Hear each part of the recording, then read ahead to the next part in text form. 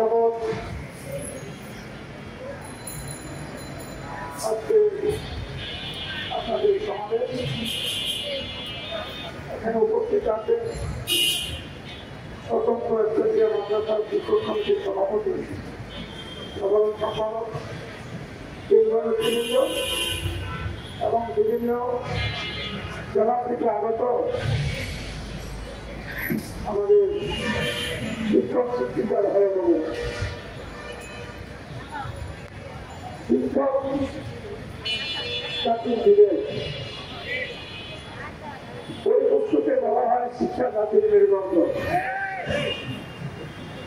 আপনারা যদি কোনো রাজনৈতিক নেতার কাছে যান, রাজনৈতিক নেতা যদি আসে আপনাদের পেছনে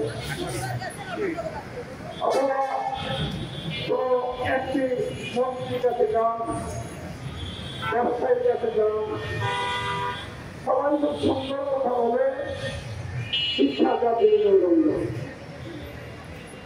শিক্ষা যদি জাতির মেরুদণ্ড হয় তাহলে তো শিক্ষক হবে শিক্ষার মেরুদণ্ড।